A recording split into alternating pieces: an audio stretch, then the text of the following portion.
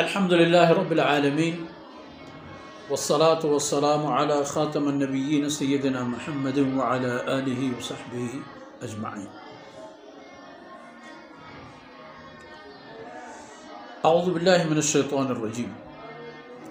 إن عذاب ربك لواقع ما له من دافع يوم تمور السماء مورا وتسير الجبال سيرا فويل يومئذ للمكذبين الذين هم في خوض يلعبون. سبحانك لا علم لنا إلا ما علمتنا إنك أنت العليم الحكيم. رب اشرح لي صدري ويسر لي أمري واحلل عقدة من لساني يفقهوا قولي واجعل لي وزيرا من أهلي رب زدني علما وارزقني فهما ثم أما. گرامی قدر بھائیوں، بہنوں اور میرے پیارے بچوں،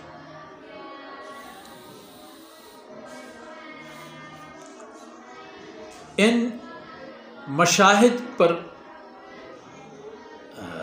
حلف کا اظہار کیا گیا اس حقیقت کی اہمیت اجاگر کرنے کے لیے کہ ان عذاب ربک لواقع، تیرے رب کے عذاب آ رہی ہے، آ تو رہی ہے، مگر ما لہو من دافع، نہیں کوئی ایسا مخلوق کہ اللہ کے اس عذاب کو ٹال دے،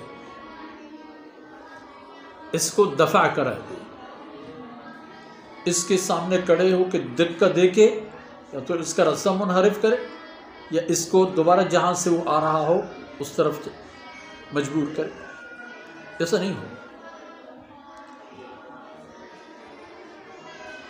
اور قیامت کے دن تمور السماء مورا، آسمان میں ایک ہلچل اور اضطراب مچ جائے، ٹوٹ پھوٹ کے شکار ہو کے موجزن ہوگا یہ آسمان، دوسرے میں تیسرے میں یہ وہ، بس سارا نظم اپنی ترتیب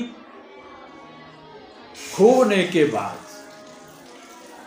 اپنے نظم و ضبط سے خلاص ہونے کے بعد ایک دوسرے پر گر پڑیں گے، ایک دوسرے پر چڑھنے کی کوشش کریں گے.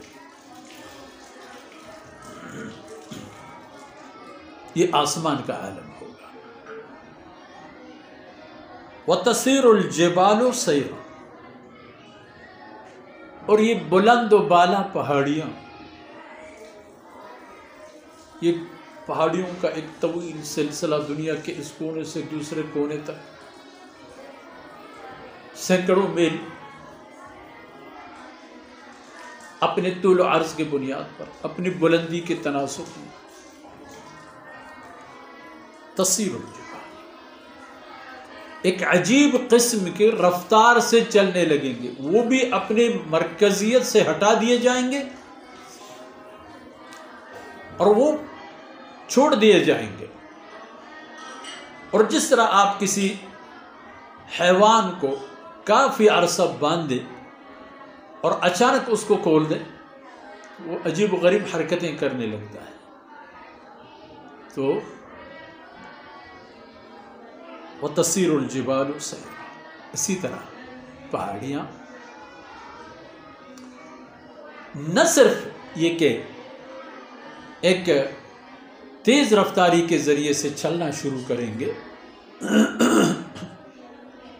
کہیں فرمایا وہی تمر مر السحاب، وہ بالکل بادلوں کی طرح دوڑتے جائیں. اور یہ فرمایا فکانت ہوا منبثا،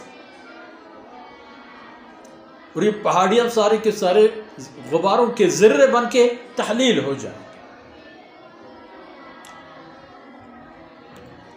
جب یہ مقام اور مراحل آئیں گے تو یاد رکھیے فویل یومئذ للمکذبین، پھر تباہی ہوگی اور تباہی کی آمد ہوگی اور تباہی ہوگی ان لوگوں کے لیے جنہوں نے دنیا میں اللہ اور اس کے رسول سے متعلق حقائق کو جھٹلا دیا. چاہے وہ اقوام جو اس امت سے پہلے دنیا میں آئیں اور چلی گئیں، ان کا بھی یہی حال ہوگا۔ اور یہ امت اگر اپنے رسول کے راستے سے منحرف ہو کر کسی اور راستے پر جا رہا ہو تو اس کا بھی عالم یہی ہوگا۔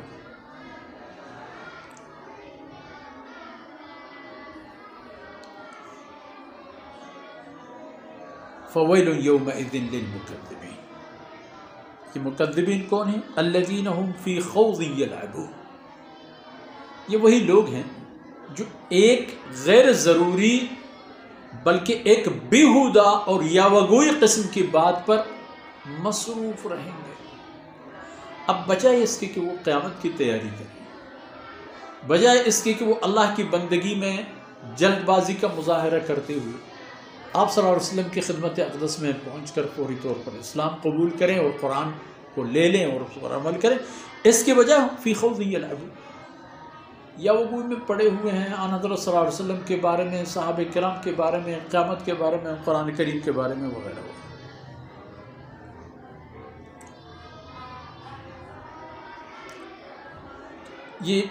یہی لوگ ہوں گے کہ فَوَيْلٌ يَوْمَئِذٍ لِّلْمُكَذِّبِينَ، اگر یہ تکذیب نہ کرتے۔ یہ کہاں کی دانش مندی ہے کہ آخرت کی نعمتیں بھی آپ کو مل سکیں اور آخرت کی زحمتیں بھی، تکلف یا تھوڑی بہت محنت کر کے آپ بہترین حقدار بنیں گے اللہ کی نعمتوں کی، لیکن اس کے بجائے اسلام اور اس کے عقائد اور اعمال اور احکام پر بیٹھے گپے لگاتے ہو، طنز اور تشنیع کرتے ہو، رسول اللہ صلی اللہ علیہ وسلم اور حضرات صحابہ کرام پر بھی طنز کرتے ہو، یا وہ گوئی اسے کہتے ہیں، بیہودہ گوئی، ہرزہ سرائی۔ فضل رہنے دو فی خوض یلعبون، یہ اپنے اسی یا وہ گوئی میں اپنے آپ کو مشغول رکھ رہے ہیں، گویا کہ کھیل رہے ہیں۔ اب کیا ہوگا آگے چل کر؟ بقیہ آیتوں میں جو تباہی ان کے لیے ظاہر ہے اور جو